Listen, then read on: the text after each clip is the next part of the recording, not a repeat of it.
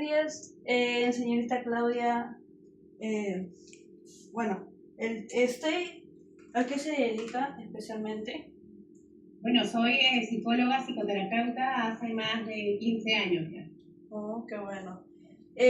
¿Cuál es el enfoque terapéutico y cómo te aseguras de que te acepte a las necesidades individuales de cada paciente? A ver, te comento, mi enfoque terapéutico es el cognitivo-conductual. Okay, yo soy psicoterapeuta cognitivo-conductual.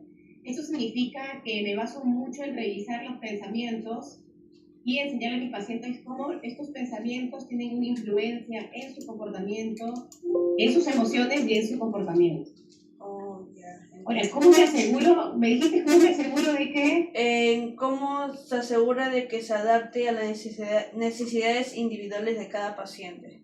Bueno, siempre es importante partir de una evaluación inicial, ¿no? Esta evaluación puede ser a través de un cuestionario o a través de la entrevista, en donde voy a profundizar sobre el caso del paciente, entender también el contexto donde se ubica su problema y cuáles son los objetivos que él quisiera trabajar en consulta. De acuerdo a esa información, yo adapto las estrategias, las técnicas y el ritmo adecuado para poder cubrir sus necesidades o atenderlas. Oh, ya, correcto.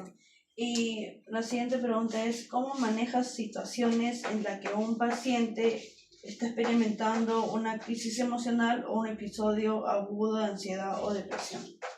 Wow, sí, a veces pasa, no siempre, pero es importante en todo momento, desde que llega el paciente, siempre tienes que asegurar que es un espacio seguro y contenedor para él. ¿Ok? Importante, si ya se desarrolló una crisis, es importante poder validar en todo momento sus emociones, ¿no? Señalar que lo que está sucediendo es algo real, es algo que también pueden vivir otras personas, y también con ciertas estrategias de regulación como a través de la respiración o algunas técnicas donde nos enfocamos mucho a través de los sentidos. Por ejemplo, ayudarlo en ese momento a que pueda visualizar algo, que pueda tocar algo, que pueda oír algo que está alrededor, para que a través de los sentidos pueda conectar con algo externo, ayudarlo a reducir un poco esos síntomas que está viviendo. Y luego, cuando ya hemos reducido la intensidad de la crisis, poder revisar qué pasó, revisar qué pensamientos pudieron surgir y poder armar un plan de prevención para futuras crisis. Oh, ya, correcto. Wow, no sabía, son muchas cosas que... Wow, ya. La siguiente pregunta es, ¿qué papel juegan la familia y los amigos en el proceso de terapia y cómo lo involucras en el tratamiento? Bueno, siempre la familia ocupa un papel muy importante, ¿sí? Y como red de apoyo, igual los amigos, pero siempre trabajo con el consentimiento del paciente, ¿sí? Si el paciente, o digamos, vas conociendo al paciente y vas conociendo la dinámica familiar que lo acompaña y tú te das cuenta que son personas que no van a contribuir, que de repente son personas que llaman tóxicas, que lejos de ayudar al paciente va a empeorar su caso, pues no contaríamos con estas personas y exploraríamos de repente más una red de apoyo a través de los amigos u otros familiares, no directos, ¿no? Pero de no ser así, pues siempre la familia y los amigos son una red de apoyo, conversaría con ellos para explicarles un poco la situación por la que está transitando este paciente mío, pero siempre para que sean un poco el acompañante o soporte, pero no son terapeutas que van a atenderlos directamente, ¿no? No podemos dejarle esa responsabilidad a los demás tampoco. Pero sí comentarles en líneas generales cómo está él y cómo ellos pudieran acompañarlo, ¿no? Oh. Respetando siempre también su espacio. Lógico. Ah, ya. Wow. La siguiente pregunta es, ¿cómo mantienes actualizadas tus habilidades y conocimientos en un campo que está en constante evolución? Y bueno, como toda profesión, siempre cada profesional tiene que tener la responsabilidad de actualizarse. Yo indago mucho, soy muy curiosa, investigo nuevas tendencias, nuevas estrategias, hago mucha discusión de casos. Por ejemplo, me reúno con algunos colegas, ya sea de manera presencial o virtual, y discutimos algunos casos que tenemos y vemos cómo cada uno lo aborda y qué estrategia de repente le ha resultado mejor, ¿no? También asisto a algunos cursos, por lo general virtuales, ¿no? Pero ya próximamente estoy ya por aventurarme a un nuevo diplomado. Entonces siempre hay que estar actualizados para dar un trabajo eficiente, eficaz, porque asumimos un compromiso muy grande cuando trabajamos con las personas. Entonces no podemos improvisar. Lógico. La vida de la persona es muy valiosa como para improvisar. Eso sí es verdad, señorita. Eso es verdad. La siguiente pregunta es, ¿cuál es tu perspectiva sobre el uso de la tecnología en la terapia, como las sesiones en línea o aplicaciones en la salud? Bueno, el tema de la tecnología, si lo sabemos usar, se vuelve un gran aliado, ¿no? Por ejemplo, ahora mucho se usa el tema de la virtualidad. En pandemia yo me adapté a la virtualidad, tuve que adaptarme a la virtualidad para no desconectarme de la psicología. Extrañaba mucho, te soy sincera, extrañaba mucho ese face to face, ese estar cerca con las personas, porque cuando tú estás con alguien de cerca puedes tener otro registro, puedes evidenciar ciertos síntomas. Pero me he logrado adaptar a la virtualidad. Además, el trabajar, por ejemplo, en línea o de manera virtual te permite también tener mayor continuidad en las sesiones. Para alguien que tenga un problema físico y que no pueda trasladarse a un consultorio, a alguien que ha migrado a otro país y requiere ayuda, pues la virtualidad favorece muchísimo. Ahora sé que hay muchos apps, hay muchos aplicativos donde uno puede entrar y recibir mucha información de ayuda. Entonces eso también contribuye. Toda persona que quiera buscar información puede encontrarla, pero hay que tener cuidado porque a veces buscan muchos diagnósticos y la gente se anda diagnosticando con lo que encuentra. Y eso hay que tener cuidado. Creo que puede ser un buen aliado, pero nunca va a reemplazar una relación terapéutica. Pero sí, ayuda muchísimo. Sí, eso es verdad, nunca va... es que es verdad, yo también creo lo mismo, que no es lo mismo que presencial una persona que es en hasta persona. ChatGPT, ¿no? Todo el mundo ChatGPT, que es un psicólogo virtual, y le preguntamos cosas y pues, nos puede dar mucha información, pero hay una tendencia tremenda de personas en el mundo, de niños, adolescentes, jóvenes, adultos que buscan autodiagnosticarse. Entonces tú vas a ChatGPT y te dice, imagínate, tienes trastorno de la personalidad. ¿Qué hace la persona con esa información? ¿Y cómo puede afectar su mundo interno en tener esa información? Por eso es importante que haya un profesional que dé el soporte, el acompañamiento y pueda ayudar a la persona a entender por lo que está transitando. Autodiagnosticarse puede ser algo muy perjudicial para la salud mental de una persona. Sí, eso es muy cierto. Hay personas que se buscan así en Google, chat y GPT. Todos tienen TDAH, todos tienen déficit de atención, todos tienen trastorno obsesivo compulsivo, porque todos buscan información y todos tenemos de todo. Eso es verdad. Pero hay que tener mucho cuidado, mucho juicio. Sí, porque tienes que buscar una idea profesional, no te tienes que guiar por algo que te sale en una aplicación. Exacto, hay que tener mucho cuidado. Es de verdad. La siguiente pregunta es, ¿cómo trabajas con pacientes que tienen dificultades para abrirse o confiar en una terapeuta? Mira, gracias a Dios, me considero una persona que tiene muchos recursos, muchas habilidades, y una de ellas es la gran empatía. Cuando uno establece empatía desde el día uno y logras esa conexión con el paciente, él se va a sentir seguro. Porque no es fácil que uno vaya a una persona que no conoce y le cuente su mundo interno, su vida, sus experiencias. Nunca es fácil. Para algunos sí. Es fácil abrirse y explayarse y comentar. Para otros no. Entonces es importante asegurarles desde el día uno que ese es un lugar seguro y que lo que ellos vayan a compartir se va a quedar ahí. Eso quiere decir que nosotros como psicólogos aseguramos confidencialidad. Lo que tú me vas a comentar, lo que vas a traer, no lo voy a juzgar, te voy a validar en todo momento y eso va a ser una información que va a quedar exclusivamente conmigo. Te aseguro confidencialidad. Yo creo que si tú logras empatía, buena escucha y aseguras confidencialidad, la persona se puede sentir como que con mayor apertura a poder contarte sus cosas. Igual es un proceso que toma su tiempo, porque cuando no es fácil, digamos, para la persona explayarse y hablar, tienes que ir quitando capitas por capitas, sutilmente, y siguiendo un poco el ritmo del paciente.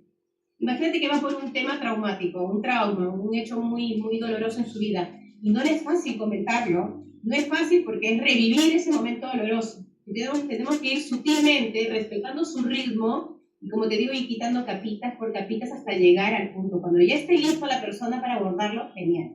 Siempre hay que respetar el proceso. No, eso es verdad. Oh. La siguiente pregunta es, ¿cómo manejas los casos en los que un paciente no está progresando como esperaba y qué ajustes hacen el plan de tratamiento? ¿Qué ajustes hacen el plan de tratamiento? A ver, creo que no me ha pasado, una vez, creo que me pasó hace años, donde sentíamos que no estábamos avanzando mucho. Siempre hay que revisar qué otros factores pueden estar interfiriendo en el proceso terapéutico. ¿Qué otros factores, circunstancias ajenas o externas al consultante, al paciente? Si hay un tema de salud que también puede estar interfiriendo en las sesiones, porque hay enfermedades que afectan y te desorganizan emocionalmente. Tenemos que revisar eso, replantearnos las estrategias, de repente no son estrategias que están siendo útiles y eficaces para el paciente, hay que replantearnos constantemente, hay que siempre innovar. No es que uno tiene el ABC, yo tengo el ABC y lo aplico con el paciente 1, el paciente 2, el paciente 3. Nunca hay un ABC. Siempre es importante ir viendo lo que funciona y lo que no funciona, te lo replanteas. Si no, te lo inventas, pero ves qué cosas pueden llegar a conectar con el paciente y que tenga resultados. También es cierto que muchas veces depende de la personalidad. Cuando hablamos de trastornos de la personalidad, hay algunos trastornos que son difíciles de abordar. Y uno tiene que entender como psicólogo también, ok, es parte de su trastorno, esa resistencia, esa negatividad. Entonces, a veces no todo tiene que ver con el abordaje, sino también con el trastorno, que es complicado. Y también uno tiene que ser humilde y muy ético. Por ejemplo, yo no atiendo personas con adicciones.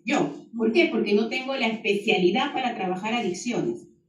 Pero si yo soy una psicóloga y quiero ser una todista, yo con tal de tener pacientes sin tener platita, digo, recibo, y no estoy siendo ética, porque no tengo la formación específica para ayudar a esa persona con adicción.